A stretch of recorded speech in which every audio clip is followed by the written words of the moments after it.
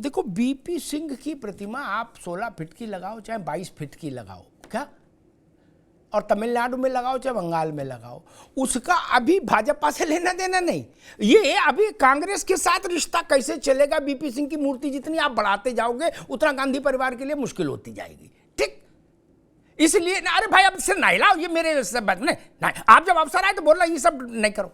ठीक, गांधी परिवार के लिए उतना ही संकट, क्योंकि बीपी सिंह केवल एक चीज के लिए नहीं जाने जाते, वो केवल लालू यादव का पॉलिटिकल फ्रेम नहीं है, मुलायम सिंह का अवतार नहीं है, मुलायम सिंह उन जैसी स्थिति में नहीं है कि केवल पिछड़े की राजनीति नहीं। बीपी सिंह दो चीजों के लिए जाने जाते हैं, मंडल को एग्जीक्यूट करने के लिए, ठीक, जिसके बाद में जिसकी फसल बाकी सब इन नेताओं ने जिनके मैंने नाम लिए इन्होंने उठाई खाई, और दूसरा वो जाने जाते हैं कांग्रेस के टॉप, उसको सीधे निशाने पर लेना और करप्शन के मसले को भारत की राजनीति का निर्णायक मुद्दा बना देना, वो दोनों के लिए समानांतर जाने जाते हैं। ठीक, वो पेरियार नहीं है। और अभी मनोज यादव ने पेरियार का नाम लिया, मुझे एक प्रसंग याद आ गया। पेरियार ने एक बार तमिलनाडु में वहां धरना दिया, तिवारी जी, क्या चेले चापड़ों को भी ले गए, भारत का संविधान जलाया, क्या पेरियार तो बच गए, चेले सब अंदर हो गए, क्या। तो इसलिए, और पेरियार से उत्तर प्रदेश का मैच नहीं बैठता ना, एटा इटावा फरुखाबाद में कोई जानते ही नहीं, अभी बीपी मंडल को जानते हैं, पेरियार को नहीं जानते। ठीक, मनोज यादव भी जहां रहते हैं वहां के लोग भी पेरियार को नहीं जानते। तो खैर, और पेरियार उत्तर भारत में बैकफायर करते हैं, ये बात शायद नए लोगों को समझ नहीं आएगी, क्योंकि पेरियार ज़्यादा इसलिए नहीं जाने जाते कि उन्होंने कोई पिछड़ों के लिए क्रांति की, वो ज़्यादा इसलिए जाने जाते कि उन्होंने हिंदू धार्मिक प्रति, वो स्वामी मौर्य का बड़ा संस्करण थे, ऐसे समझ लो, क्या। तो जैसी मुसीबत स्वामी मौर्य अखिलेश यादव के लिए पैदा कर रहे, उसका बड़ा लार्ज संस्करण थे पेरियार। तो इसलिए उत्तर भारत में लोग पेरियार को नहीं लाए, ना लालू लाए, ना नीतीश लाए, ना मुलायम सिंह लाए, जानबूझकर नहीं लाए, क्योंकि वो यहां वोट दिलाएंगे नहीं, घटा देंगे। ये समझनी जरूरी। खैर प्रशांत पटेल जी, इसके पीछे क्या दिखता है कि तमिलनाडु में विश्वनाथ प्रताप सिंह की मूर्ति, और मूर्ति का टाइम की टाइमिंग, एक प्रश्न मेरा। दूसरा, उत्तर प्रदेश जो उनका जन्म स्थान, कर्म स्थान सब रहा, वहां विश्वनाथ प्रताप सिंह का कोई मूर्ति नहीं लगवाई उनके राजनीतिक चेलों ने बाद में, और डीएमके से उनका कोई ऐसा नहीं रहा कि उनके चलते डीएमके बढ़ी हो, लेकिन डीएमके ने लगवाया। और अखिलेश जी का वहां जाना, कैसे देखते हैं इस पूरे घटनाक्रम को। समाजवादी पार्टी कह रही है कि हमारा मास्टर स्ट्रोक है और हम 10वीं मंजिल से मछली पकड़ रहे हैं। जी अमिताभ जी नमस्कार। जी नमस्कार। देखिए, विश्वनाथ प्रताप सिंह जी का एक प्रादुर्भाव जो राष्ट्रीय राजनीति पर बड़े स्तर पर हुआ लगभग 86-87 में, एक राजनीति का, भारत की राजनीति का एक टर्निंग पॉइंट था। और जो उन्होंने बोल्ड निर्णय लिए, कांग्रेस का भ्रष्टाचार का विरोध किया, उसके बाद कांग्रेस का पतन होता चला गया। जो 40 साल का एकछत्र राज 89 तक चला कांग्रेस का, उसके बाद फिर कांग्रेस कभी पूर्ण बहुमत की सरकार में केंद्र में नहीं आ पाई। 2 बार उनकी सरकार बाद में बनी, लेकिन पूर्ण बहुमत की सरकार नहीं आ पाई। उसमें अगर कहा जाए तो सबसे बड़ा रोल वीपी सिंह का था, जो भ्रष्टाचार विरोधी मुहिम उन्होंने प्रारंभ की और पिछड़ों को उनको अधिकार दिलाया।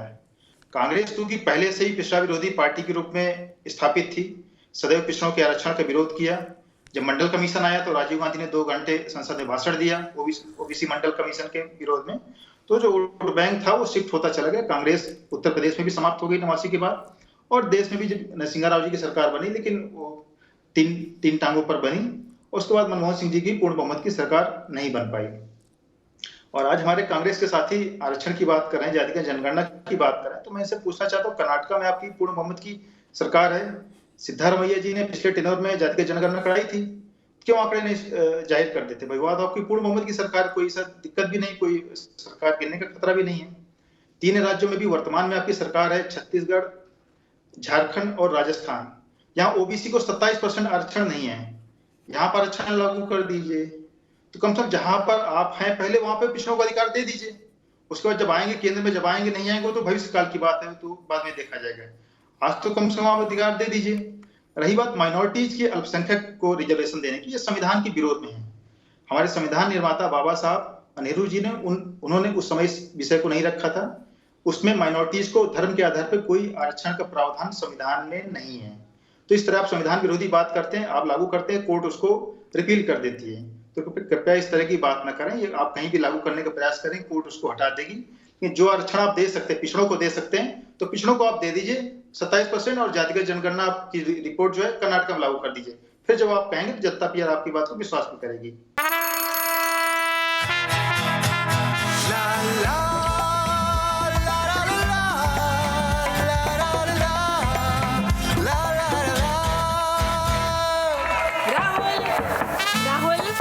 तन के साथ मन को जगाओ वी गार्ड वाटर हीटर्स के संग। V Guard car garage network great, claim cover great, price wait वाह, प्राइस भी ग्रेट।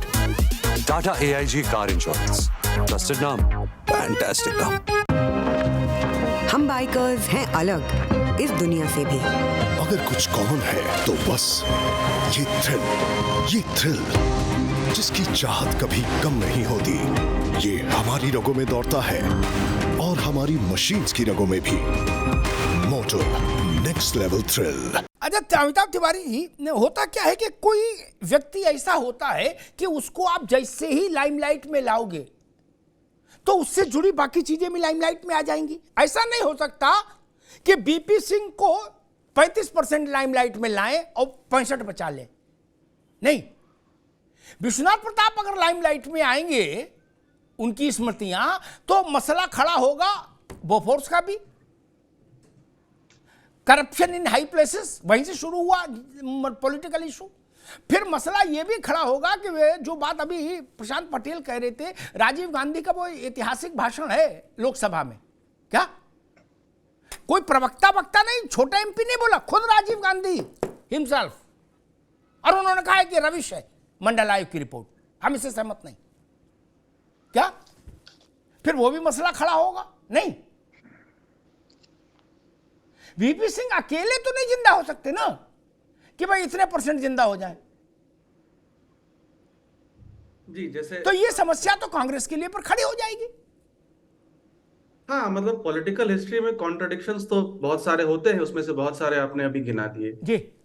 एक अगर कॉन्ट्रडिक्शन और याद दिलाएं दर्शकों को तो ये है कि कांग्रेस पार्टी डीएमके को गुजराल जी पर प्रेशर डाल रही थी कि डीएमके को सरकार से हटाया जाए, और उसकी वजह से 1996 से 98 की यूनाइटेड फ्रंट की सरकार गिरी थी। तो डीएमके और कांग्रेस पार्टी, इसमें भी हिस्टोरिकली डिफरेंसेस हैं। जहां पर अखिलेश यादव जी की पार्टी उनको प्राइम मिनिस्टेरियल चेहरा देखना चाहती है, वहीं डीएमके भी स्टालिन को प्राइम मिनिस्टेरियल चेहरा देखना चाहता है। फारूक अब्दुल्ला ने उनका नाम भी एक बार इस साल जिक्र किया है। तो इंडिया ब्लॉक में दो धड़े हैं, एक है कांग्रेस और एक है नॉन कांग्रेस रीजनल पार्टीज। अब नॉन कांग्रेस रीजनल पार्टीज में समाजवादी पार्टी और डीएमके वगैरह ये सब जो दल हैं, ये बड़े दल हैं।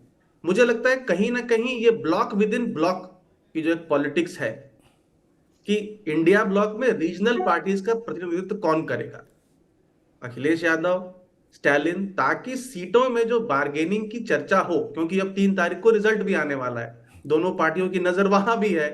तो इसलिए भी एक ब्लॉक बनाने की जरूरत क्षेत्रीय दलों को लगा होगा कि कांग्रेस की जो बार्गेनिंग पावर है उसको न्यूट्रलाइज करने के लिए। पॉलिटिकल हिस्ट्री में कॉन्ट्रडिक्शंस हैं। वीपी सिंह जब आगे आएंगे तो बोफोर्स की बात आएगी, डीएमके और कांग्रेस की बात होगी तो उनके असैसिनेशन की भी बात होगी, एलटीटी से कनेक्शंस की भी बात होगी, जो कि जैन कमीशन रिपोर्ट में हिंट किया गया था।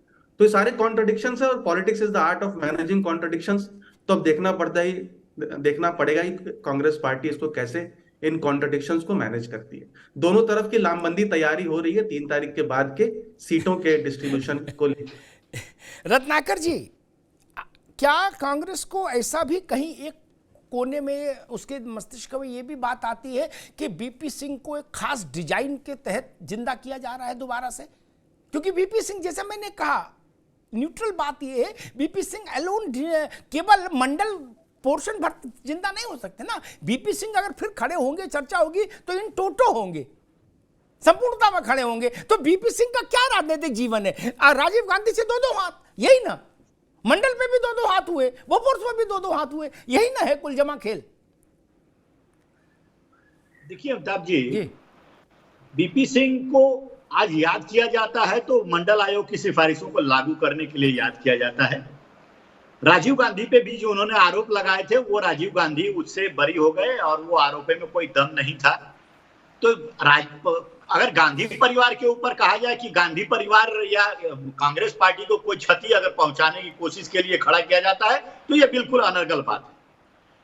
आज बीपी सिंह को चाहे जो भी सम्मान मिल रहा हो, ये पार्टियां ये दिखाने की कोशिश कर रही है कि भाई हम पिछड़ों के साथ हैं, हम आरक्षण के समर्थन में बीपी सिंह, जो आरक्षण के लिए बीपी सिंह ने जो कवायद की थी, हम उसके लिए हम उनका सम्मान कर रहे हैं और ये दिखाने की कोशिश की जा रही है। तो कांग्रेस पार्टी उसका स्वागत करती है, उसका कोई विरोध नहीं करती है कांग्रेस पार्टी। मेरे कहने का मतलब है, और आप अभी लोग कह रहे थे, आपने भी कहा कि राजीव गांधी का 3 घंटे का भाषण था, उसमें राजीव गांधी ने विरोध किया कि नहीं लागू होना चाहिए। ऐसा नहीं है। देखिए अमिताभ जी, अभी प्रशांत पटेल जी भी कह रहे थे, राजीव गांधी जी ने, हम लोगों ने, कांग्रेस पार्टी ने मंडल आयोग की सिफारिशों से अपने आप को तटस्थ किया था और उसकी जटिलताओं के बारे में राजीव गांधी ने सदन में बताया था और वो जटिलताएं आज भी बरकरार हैं, जिसकी चर्चा राजीव गांधी तभी कर रहे थे। मैं बस पूरी कर लूं बात, उसकी पूरी कर लूं बात। जी बिल्कुल। उसकी जटिलता आज भी बरकरार है। आज देखिए मराठा आरक्षण क्यों नहीं ये लोग दे पा रहे हैं महाराष्ट्र में? क्योंकि मराठा आरक्षण में जो प्रावधान जो आरक्षण का है, उसके बियॉन्ड अगर आप मांग करेंगे तो निश्चित रूप से सदन में उसको पास कराना पड़ेगा, पारित कराना पड़ेगा। तो उसी तरह से अभी देखिए, अभी 4% इन लोगों ने जो आरक्षण खत्म कर दिया कर्नाटक में, उसको भी चुनौती सुप्रीम कोर्ट में दिया गया है। तो कहीं ना कहीं ये जटिलताएं अभी भी बरकरार है और उसको राजीव गांधी ने उसको उस समय कहा था, विरोध हम लोगों ने नहीं किया था, हमने आपको जरूर तटस्थ किया था। दूसरी चीज ये भाई साहब कह रहे थे कि देखिए ये धर्म के आधार पे जो भी चीजें होंगी ना वो असंवैधानिक है, उसको हटा देंगे। शायद प्रशांत जी को याद नहीं है, अनुच्छेद 15 में राज्यों को कुछ अधिकार दिए गए हैं और राज्यों को अधिकार दिए गए, उस अधिकार के तहत पसमानदा मुसलमानों के जो ये हितैषी बनते हैं, प्रधानमंत्री स्वयं कहते हैं इनके कार्यकर्ताओं को, जाओ भाई पसमानदाओं से मिलो, उनसे मिलो, उनका वोट हासिल करो। उन्हीं पसमानदाओं को, गरीब पिछड़े जो पसमानदा मुसलमान है, उनको वो 4% आरक्षण मिल रहा था और उसका ये विरोध कर रहे हैं और कह रहे हैं कि हम उसको हटाएंगे। आप समझ सकते हैं इनका दोहरा चरित्र, ये हमें किस तरह से। और बीपी सिंह ने आरोप लगाया था तभी कांग्रेस बरी हो गई और आज बीजेपी आरोप लगा रही है तमाम भ्रष्टाचार के, कांग्रेस फिर भी बरी हो जाएगी। कांग्रेस तभी भी थी, कांग्रेस आज भी है और कांग्रेस कल भी रहेगी। बिल्कुल भैया, बिल्कुल रहेगी।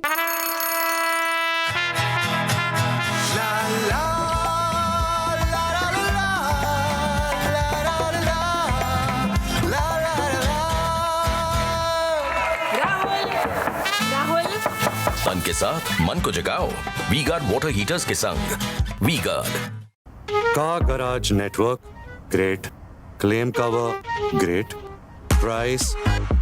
वेट, वाह, प्राइस भी great. Tata AIG car insurance, trusted नाम, फैंटास्टिक नाम। हम बाइकर्स हैं अलग इस दुनिया से भी। अगर कुछ कॉमन है तो बस ये थ्रिल जिसकी चाहत कभी कम नहीं होती, ये हमारी रगों में दौड़ता है और हमारी मशीन्स की रगों में भी। Motto next level thrill. Rajiv Gandhi का वो भाषण मंडल पर कांग्रेस के पतन का दस्तावेज बना। मेरी बात नोट कर लीजिएगा, गूगल से जाकर चेक कर लीजिएगा शो के बाद। उसके बाद से कांग्रेस अपने पैरों पर खड़ी नहीं हो पाई, सिमटती गई और 415 से 44 पर आ गई। पुराने लोगों से जाकर पूछिएगा, वो बताएंगे वही बात थी। ओबीसी ने देश भर में कांग्रेस से मुंह मोड़ लिया। वहीं से लालू प्रसाद यादव खड़े हुए, वहीं से नीतीश बाबू खड़े हुए, वहीं से मुलायम सिंह यादव खड़े हुए, है ना भैया। 89 के बाद तजौआस निज ग्रह ग्रह जाऊ, लिखा न विधि वैदेह विबाहु। क्या पंडित नारायण दत्त तिवारी अंतिम मुख्यमंत्री थे कांग्रेस के? उसके बाद कोई बना हो कहीं उत्तर प्रदेश में, कोई बचा हो तो बताओ। मंडल आने के बाद बिहार में आपका कहीं कुछ बचा हो तो बताओ। नहीं ना, ऐसा नहीं था कि राजीव गांधी ये जो आप कह रहे हो कि वो उसके कानूनी पहलू समझा रहे थे ना। और मैं तो कह रहा हूं कुछ समझा रहे हूं, देश के ओबीसी ने समझा कि कांग्रेस हमारे खिलाफ खड़ी है, बात खत्म हो गई। आप क्या समझा रहे थे ये मैटर नहीं करता, जनता क्या समझ रही मैटर ये करता भैया। वही कारण है जिसके बाद से कांग्रेस कभी भी 272 सीट लेकर नहीं आ पाई।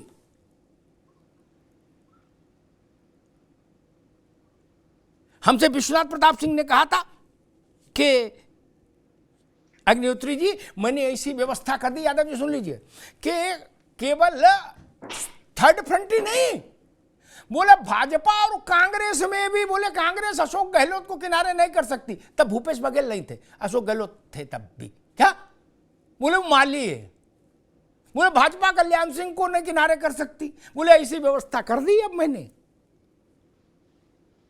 सच्चाई थी ये बात की, भारत की राजनीति का ग्रामर ही बदल दिया था विश्वनाथ प्रताप सिंह ने, और कम से कम हिंदी बेल्ट का तो पूरे बदल देता।